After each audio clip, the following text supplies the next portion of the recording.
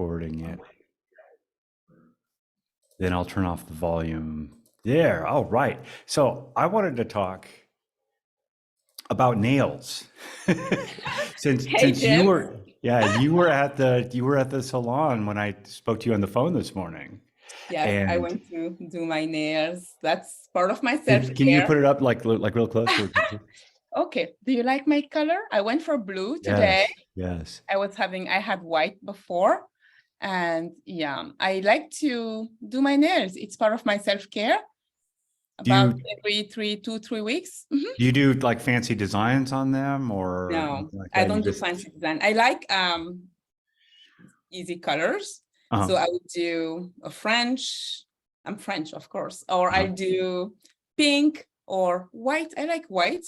And Okay. there are three colors I wanted to try because, I sell clothing and we do have some colors that will go very well with the collection this season. So I wanted to be in those colors.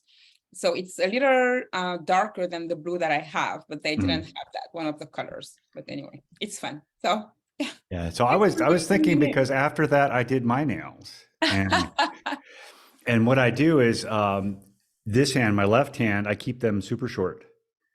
And Yes. if there's any length of nail at all, I'll buff it back and make it really short. But on my right hand, I let them grow out. And I'm very particular about how long they are and how smooth they are.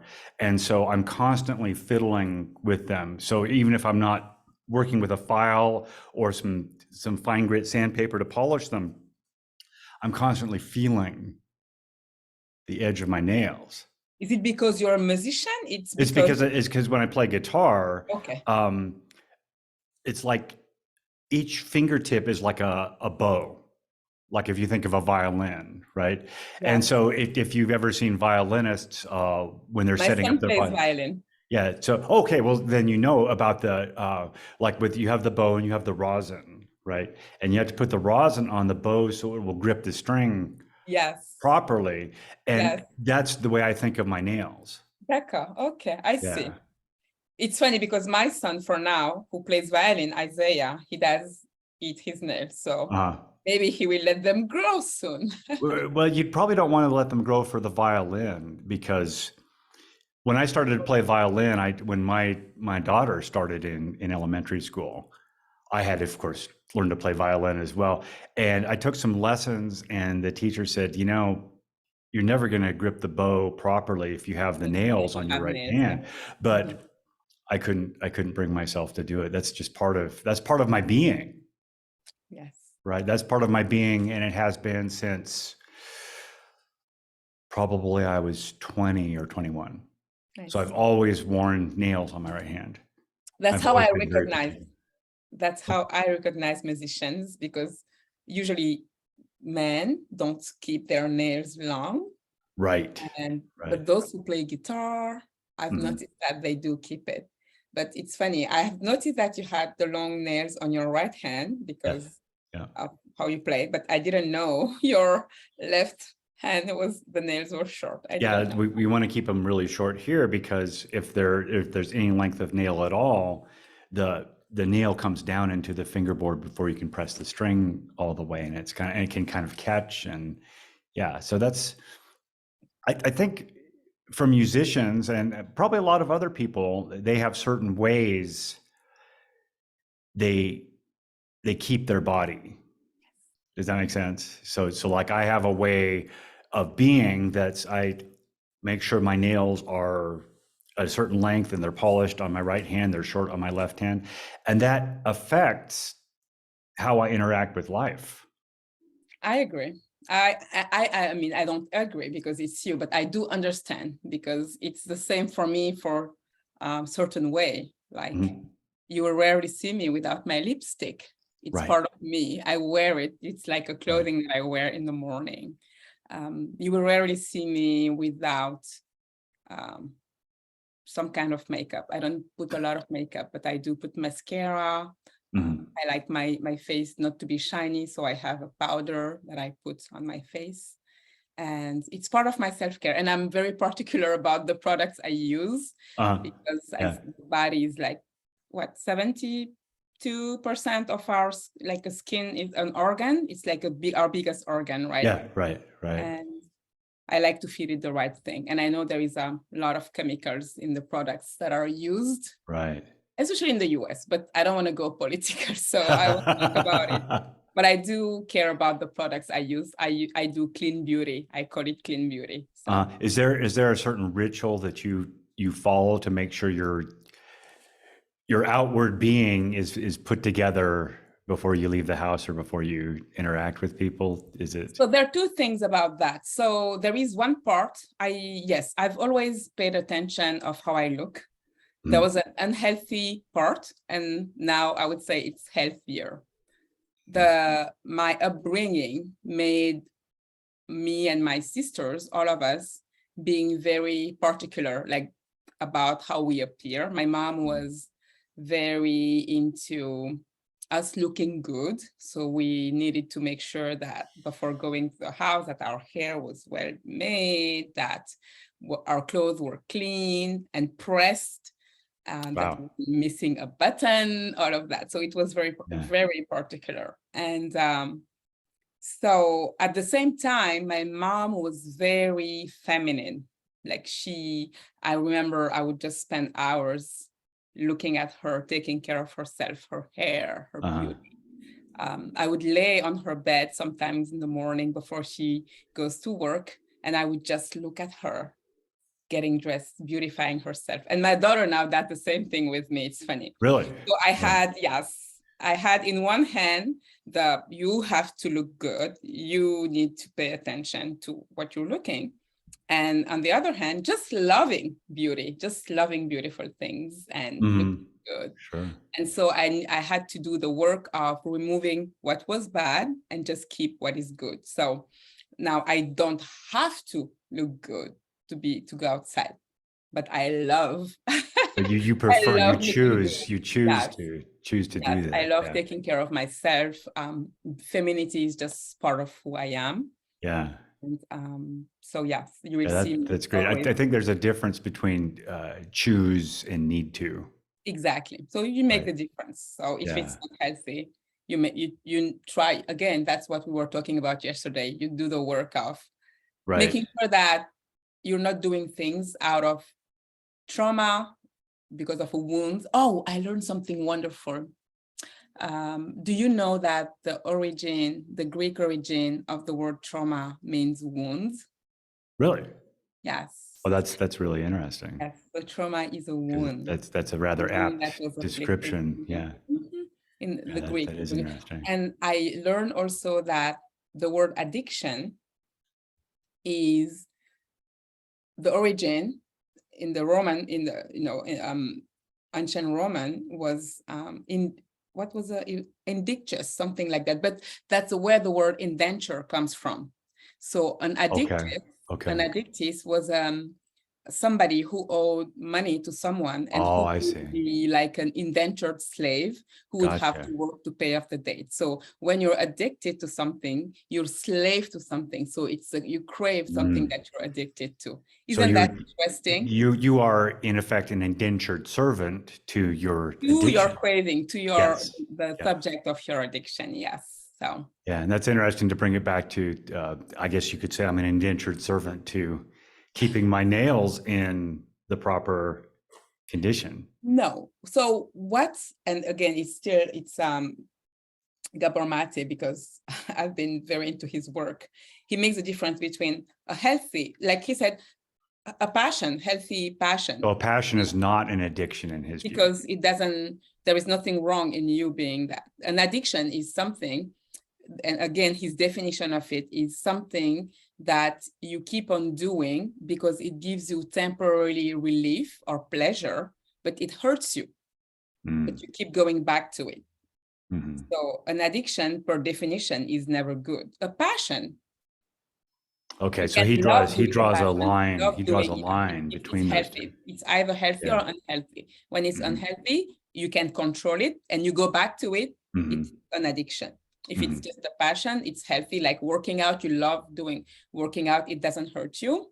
It's healthy. Yeah. So, but that can be a fine line too, right? That can be. I know plenty of people who who are runners, and I would consider them addicted to it.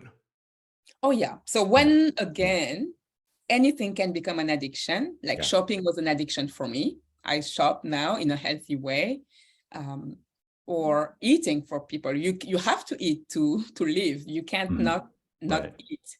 Right. But when you overeat, it becomes an addiction. So working out is good. It's healthy. It's part of what keeps your body in good shape and your health.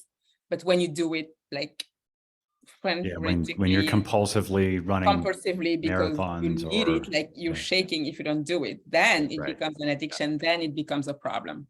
Yeah, that's interesting. Actually, as you were saying that, I was thinking about something that I've been working on over the past maybe week or 2 weeks. I've been working on noticing how I am addicted to experiencing petty frustration or annoyance. And so you are addicted. If to hear you well, I want to narrate, like we say what you said. So you are addicted to creating annoyance in my life and experiencing annoyance. Like creating a situation where you will be annoyed, like where you will be upset. Is it upset? Yeah, upset, annoyed. I think it's more annoyed, and I can give you an example because when going back to nails, after we talked, I'm thinking, well, I have to do my nails. And so I'm searching all over the place for, I have a nail file and I have like this 600 grit sandpaper, and I'm walking around the house going, oh, where did I put that? And it's a minor annoyance, but I'm addicted to that kind of frustration. And what I've been experimenting with is noticing it to the point where I'm saying, well, I'm experiencing some frustration right now, and that's okay. I'm not going to let it define me. And I'm learning to laugh at what I've been doing now since I've been working on increasing the range of my voice. I'll go, and I'll do something in falsetto, and it's out loud. And it's like, oh, wow. So that's what you do when you're annoyed. That's when you do when it's not something that's a major disturbance, but it's like, oh, have to do this, right? Okay, James, I would like to, I'll ask permission. Do you give me permission to coach you right now? Okay. That's what we do, right? So I'm listening to you and I am just paying attention to the word that you're using. So you use the word trauma, addiction, not trauma, you use the word addiction. So you are aware of something that you're doing that is unhealthy. And you're telling me that you know about it, you're aware of it. So that's good because it's not happening. It's not just happening to you. You know that it's happening to you. Right. But my question to you is, why do you think that you do that? Why? What's at the origin? What's the root cause? Because if it's unhealthy, you don't want it. You don't want to keep on repeating that pattern. My theory is that my primitive brain offers this up to me as a way to keep me stuck where I am. So why would your primitive brain want to keep you stuck? Because you want to be unstuck. Well, it's because it offers you safety, right? We want to be safe from harm. We want to be comfortable, right?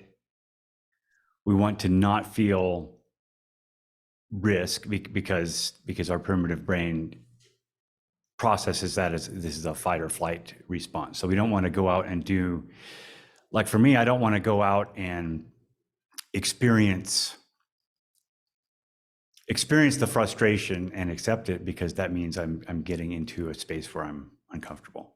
Yes, you don't want to suffer. So right. What I'm hearing is that you suffered in the past and you don't want to go back there. So when was that time when it happened and you don't want to go back to it. Can you do remember that time when it hurt so bad? The origin of that. Why are you avoiding it?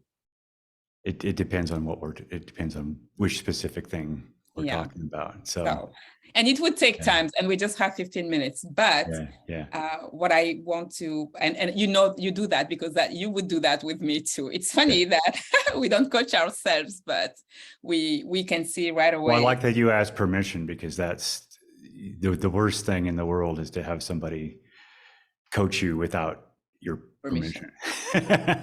But anyway, it's interesting to dig deeper, because when those things happen to me now, I try to self-coach, to coach myself.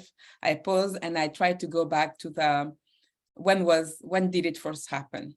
And usually I go back to my childhood, about that memory that I have that is so painful, and that I don't want to go back. So I will do anything not to go back there anymore. And there is this psychologist who wrote books. He's amazing, Peter Levine, and Sabelle loves him. I'm sorry, regarding constraint, we're at 15 right now. We can go back there. But anyway, we can go deeper, and so you won't be annoyed anymore. Right. So that's, I had a similar experience with my phone. It's like, where's my phone? And then I'm noticing that, oh, that's what you do. You kind of grunt a little bit like that. And so I'm walking around the apartment back, the length of the apartment. And then I finally realized it's in my pocket. It is in your pocket. My phone's in my pocket. You found it. Yeah. I have frustrations, daily frustrations like that too. I call them my upsets. The upsets, funny. That's a good word. That's a good word. It's an upset. And it's just funny to be self-aware, to be in a state of, like, you remember we talked about conscious creation. So for you to be able to create, to be who you want to be, you don't have to be just, I like when you say, I am an observer of my thoughts. Yes. It's because you observe your thoughts that you are aware and that you can adjust. Yeah, exactly. Okay, well, I'm going to stop the live stream, but join us every day for our conversations. And thank you for those of you who are watching, and those of you who will watch this in the future. So 1, 2, 3, what you want to wave? I said, see you soon. Bye. See you soon. Bye. Okay, we're out of that. And let me stop the recording.